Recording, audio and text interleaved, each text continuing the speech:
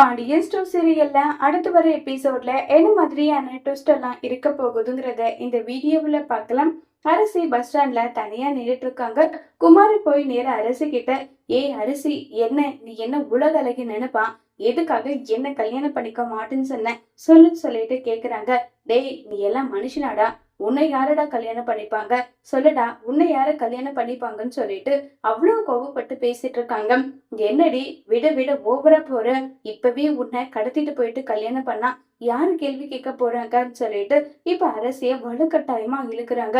என்னை விடுன்னு சொல்றேன்ல, விடு விடுன்னு சொல்லிட்டு அரசி ஒரு பக்கம் கத்திட்டு இருக்க. கரெக்டா அந்த இடத்துக்கு கார்த்திகேயன் வராங்க. ஏங்க, என்னங்க பிரச்சனை, என்ன இதுன்றாங்க. டேய், நீ யாருடா, இது எனக்கும் என் மாமா மகளுக்கும் இருக்கிற பிரச்சனை, மூணாவது மனுஷனா நீ தலையிடாத, ஒழுங்கு மரியாதையா இங்கிருந்து போயிடுன்னு சொல்லி குமார கார்த்திகேயனை கீழே தள்ளி விடுறாங்க.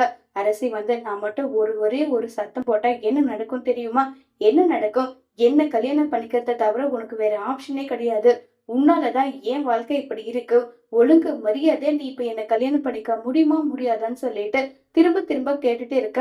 பக்கத்துல இருந்து ஒரு சத்தம், யாருன்னு பாத்தீங்கன்னா நம்ம பாண்டியன்.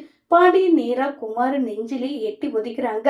ஏண்டா, உனக்கு எவ்வளவு தைரியம் இருந்தா என் பொண்ணை இப்படி வலுக்கட்டாயமா இப்படி இழுப்ப, உனக்கு எவ்வளோட தைரியம் இருக்கணும்னு சொல்லிட்டு பாண்டியன் கோபப்பட்டு, இங்க பாரு, உன் வீட்டுல இருக்கவங்களால மட்டும்தான் இப்ப வரைக்கும் உன்னை நான் உயிரோட விட்டுருக்கேன், ஒருவேளை நீ மட்டும் வேற யாராவது இருந்திருந்தா என் பொண்ணை கடத்தின, என் பொண்ணை தட்ட கையை வெட்டி நான் ஜெயிலுக்கு போயிருப்பேன், அவ்வளவுதான் உனக்கு மரியாதைன்னு சொல்லி ரொம்பவே கோவப்பட்டு பேசிட்டு இருக்காங்க.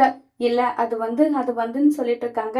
என்னடா போயின்னு சொல்லிட்டு, என்ன போய், இனிமே என் பொண்ணு விஷயத்துல தலையிட்ட உன்னை என்ன பண்ணுவேன்னு தெரியாதுன்னு சொல்லி குமார துரத்தி அடிச்சுட்டு பாண்டியன் அரசிய சமாதானப்படுத்திட்டு இருக்காங்க.